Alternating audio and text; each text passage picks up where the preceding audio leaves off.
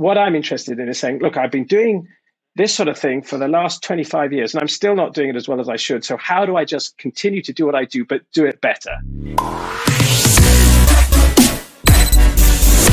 Ladies and gentlemen, welcome to another episode of the Rhinoplasty podcast with me, Dr. Cameron McIntosh. We're in the month of May, interviewing rhinoplasty experts from around the world, and very proudly supported by Carl Storts to bring this program to the listeners in 70 countries around the world. And today, my guest from London, England, is no other than Julian Rowe-Jones. Julian, thank you so much for being on the show today. Cameron, pleasure. Very good to chat with you. So I'm looking forward to hearing more about this. I mean, Harvey Street, as I understand, in London is where the pinnacle of medicine is in the UK. How did you end up working there? Yeah, good question. I had as my boss when I was a senior registrar, Ian Mackay and Tony Bull, who were the doyens, the top guys in the UK at Rhinoplasty, and they were both in Harley Street. I actually chose to live outside London, so I have a practice outside London, but I enjoyed the time in London, and my kids are in London, so I joined Ian for a while, Ian Mackay, in his rooms in 55 Harley Street. Then stayed out of London for a while, came back, worked in 152 Harley Street, which is an old bank, huge vaults underground where the money used to be kept, so that was quite fun. And in fact, now, interestingly, after COVID, I do more consultations online, certainly as a first step.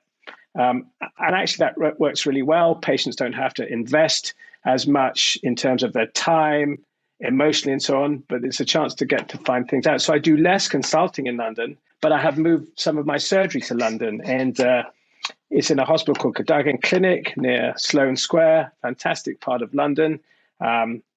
Enjoy time out, meals afterwards with friends.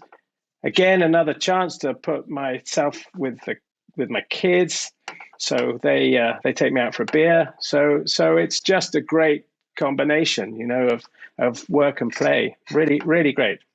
So I have to tell you this story because I don't think you're actually quite aware of the influence that you've had on my career.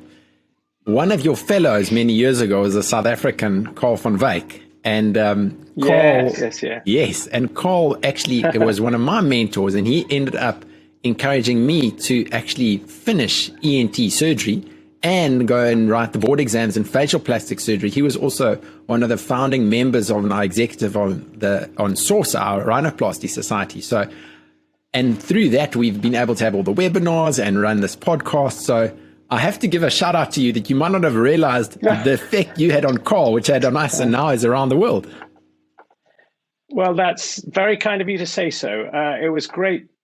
Carl was one of the most diligent guys. And if you said, look, I think we should, well, he'd say to me, I think we should write this up. And I said, great, do it. And he would do it. So, and then, blood is strong and the pull of South Africa was strong, and he went back, we email every now and again, but that's great, to feel that I enthused him and he enthused you is a really, really great thing. And you're doing all this now, Cameron, so that's very impressive. Yeah, and also it was another interesting story is the chapter that the two of you wrote in Anthony Sclafani's book on rhinoplasty. I ended up buying the book and kind of randomly looking up somebody, and it was Faisal Apaydin, and I invited myself to go and visit Faisal in Turkey. And as I was about to fly out, he just said to me, listen, are you sure you've got the right address for where you booked to see me? And I was going to go to Istanbul and not down to Izmir. So he was also hugely influential. It was a great book. I really recommend that book to anyone who wants to make a career out of rhinoplasty. Tony's an academic guy. And again, huge diligence and application to bringing some mental discipline to it. One of the interesting things about rhinoplasty is there's such a range of people who are, if you like,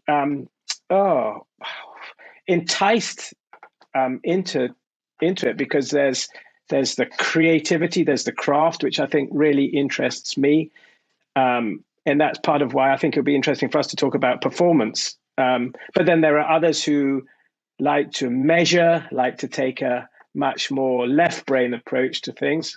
and there's space for everybody. And I guess that's what makes your podcast interesting, because you've got such a range of us, haven't you? Yeah. So tell me, how did you actually get into rhinoplasty? Was there a moment that aha moment that this is where I want to be? Good question. And it's funny how often you get asked that and how you reflect on it. I think for me, number one, there's a purity to it. You don't need a robot. You don't need an endoscope. You don't need hugely sophisticated apparatus and equipment. You don't really need lots of assistance. So there's something very simplicity is something I always aim to get back to. It's the Steve Jobs thing, the Leonardo da Vinci thing. Simplicity is the ultimate sophistication. So I think there was something about that appealed. But also it's difficult. It's that blue ribbon operation in facial plastic surgery. So maybe you think, well, if I want to be challenged, I might as well be challenged by the thing that's hardest to master. And I think it was that as much as anything that really set me on this sort of lifelong wish to try and control it, which, we all do till the day we do our last one. Yeah. No, I think I follow a lot of your social media and things, and that your projection is exactly this. It's this absolutely professional guy who has this, like you say, the simplicity approach to getting great results. And it's inspiring to see that, to see how academic you are as well, but let your results speak. You don't have to go out there and, like Rod Roerick says, everyone's world famous on their own website. One of the things that stands out for me here is that it's not like that for you. You get great results, and it's wonderful, and you teach and you share the knowledge. So it's a good thing. That's very kind, Cameron. Thank you. I think also one of the frustrations too that one has to accept is that you don't get the result you want every time by any stretch. And then you try to understand why you didn't. And sometimes it's very difficult because there is no easy lesson to learn. You can think, well, I'm sure I did everything right, but it still didn't work out. So I just have to park those and call those a cold case. And maybe I'll be able to come back to them one day when we know more. But at the moment, I'm just going to have to leave it. And I can't understand it. And I've even found that, when you take some intra-op pictures, you use video, and even then, when you look back at what you took during surgery, it's distorted. You're still an outside observer. The angles can be different for the camera, and you still can't explain why it didn't work out. And that is hugely frustrating, but it's something we just have to accept. You go to meetings and you hope you get another answer, and sometimes you do, but it's a tough mistress, isn't it? Really, it really is. And it's the not knowing. We're all control freaks, and it's the not knowing that's frustrating. And you have to have, I think, some psychological technique to deal with your own failures and your own shortcomings. So that brings me to two key things I want to chat to you about.